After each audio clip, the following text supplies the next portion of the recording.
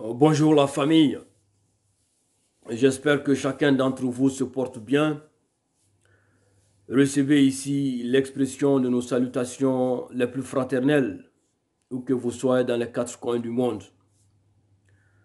Camarade Kalafo, initiateur du mouvement panafricain de rejet du franc CFA, fondateur du magazine panafricaniste Kama Afrique.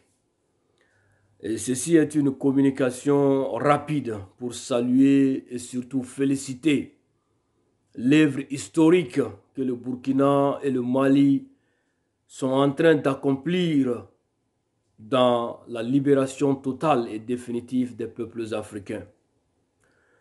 Aujourd'hui, la montée en puissance des armées maliennes et burkinabées rentre dans le cadre de la restauration de l'intégrité du territoire de ces pays.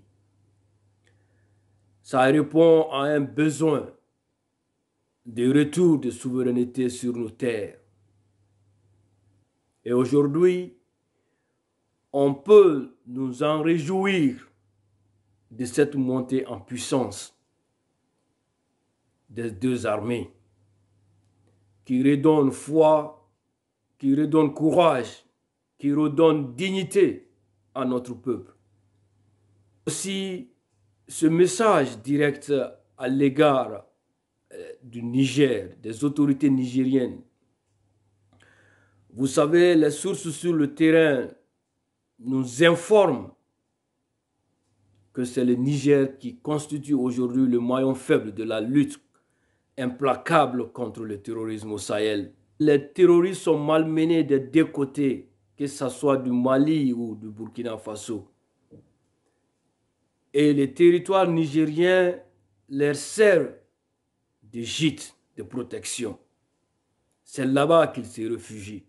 Depuis la libération des prisonniers, parce que vous vous rappelez que le Niger avait libéré certains prisonniers terroristes, depuis cette libération, tout porte à croire qu'il y a un pacte, un accord tacite entre les terroristes et le Niger, de non-agression d'une part et de protection de l'autre part.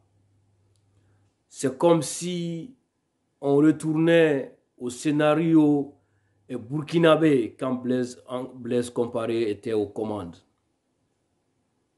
Le message il est très clair.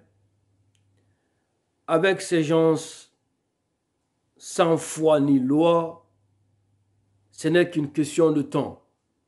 Quand vous signez un pacte avec le diable, ce n'est qu'une question de temps. Et chacun a son tour chez le coiffeur. C'est important que le Niger s'associe au Mali pour bouter le terrorisme en dehors du Sahel. C'est très très important.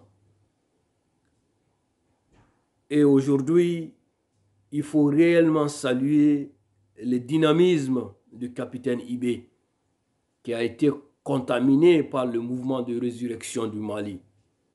Damimba, le poète, de là où il est aujourd'hui dans son exil, il voit que c'était possible.